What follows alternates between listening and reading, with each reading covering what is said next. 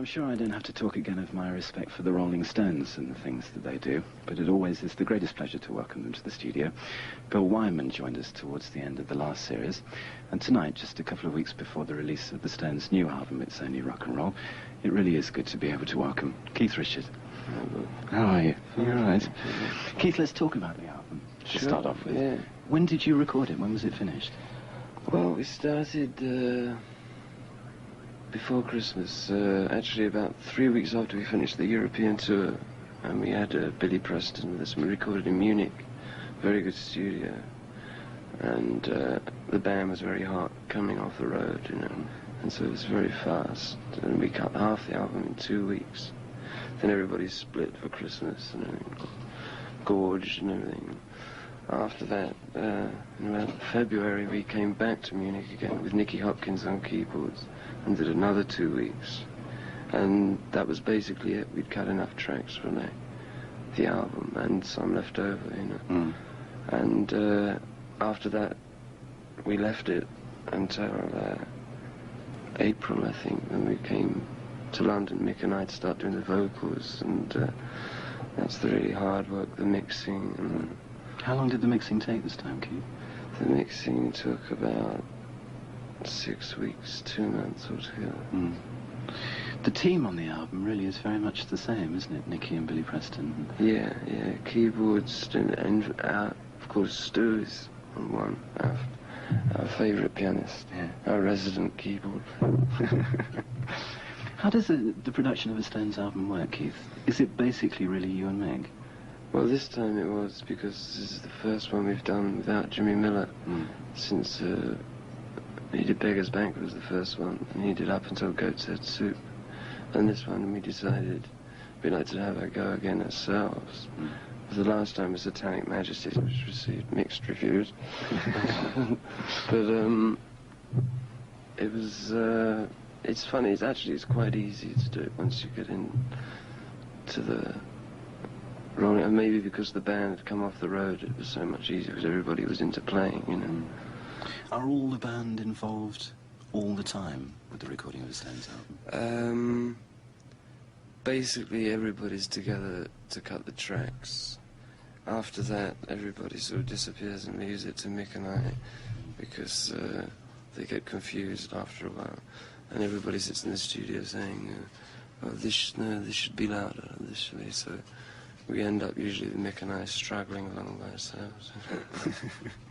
Because you yourself lately have been working with Ronnie Wood. Yeah, I did. How did that come about, Keith? Well, that came about while Mick was doing a few difficult vocals on his own for our album. And I was sort of just hanging around, with nothing to do particularly.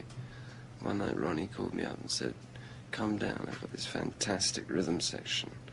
Willie Weeks, Andy Newmark. Andy Newmark was with Sly, right, on the Fresh album. And Willie Weeks is known for his stuff with Donny Hathaway. And also I think he's taken over sort of Chuck Rainey's position at Atlantic, doing Aretha sessions, you know. He's like a New York's hot bass player, you know. And I went down there just one night to see what was happening. And I got roped in to do a guitar overdub. And after that, I lived there for a month. I didn't see daylight again. And I got involved enough to write a couple of songs there. And I got to the point, I think, where Ronnie was sort of halfway through the album. And I said, I think it would be a good idea to do a couple of oldies, you know. I like doing oldies myself, it's a bit selfish. And so we hunted around the old single pile, and we found Am I Grooving You, Freddie Scott oldie that Burt Burns wrote. And the old James Ray number, If You Gotta Make a Fool of Somebody, which was made famous by another English leaping gentleman. And it turned out very nice. It was a very nice balance of material, I thought. It turned out great, and to play with that rhythm section was enough of a turn-on to do those gigs at the Kilburn stage. And all in all, very enjoyable for me. Has that really sort of motivated you to do more things outside the Stones, Keith?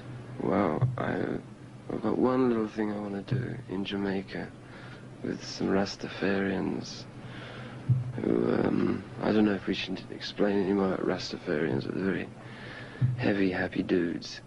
And they play with drums and they chant, and they've got some amazing songs. And they sort of roped me into play guitar because they'd never heard, they'd never had a guitar around before, you know. So they dragged me in there, and I got into it, and I got my reggae chops together.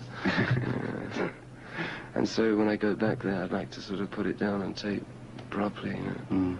Because do you get to see many bands yourself that maybe you would like to record?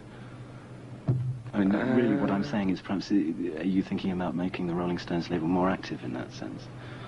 I'd love to. The idea's great, but by the time we've done our things, and what is it, never seems to be time to really sort of go out and find a band that nobody's heard. I mean, I'd love to. I mean, there's a lot of bands that I'd like to record, you know, just for the fun of it, like the Meters or Little Feat. You know, I mean, it would just be a gas just to do that, you know. But well, that's another story. You know, I'd like to do it if there's any bands around. Yeah. What's happening in the future with the Stones now? Keith, are you planning a tour in the new year? Yeah, I think that we should probably be going to the States in the spring. Instead, we were supposed originally to be going this year. It was sort of an inevitable thing once every 2 years. But suddenly everybody got up and said, oh no, can't make it this year. We want to finish the record and get that done. And so we put it off until the spring, although maybe a few gigs around Christmas would be nice. I'd like to get on the stage again. Because we were talking earlier now about the kind of venues that you're doing, Keith, and really they're enormous venues that you're playing. And they get bigger and bigger every time, you know. Are you wanting really to do smaller things now? Well, you know, it's kind of selfish to sort of go into a city, let's say 60,000 people want to see you, and say, oh, we want to play in a 3,000-seater hall, you know, because the other 57,000 have to just lump it, you know. So the thing to do, I think, is to do the big ballpark and then do the small theatre as well, and so 63,000 people get a chance. How many people are involved now in getting a Stones tour on the road? It's innumerable. I mean, 40 or 50 people carried about on an American tour. It's slightly less on a European gig, I think. But it's a lot of people, and it takes a lot of time to set the tours up, you know. Which maybe, I mean, if you're thinking of a tour in the spring, I guess they're starting to sort of get the venues together now, you know, or very shortly anyway. Do you enjoy touring still?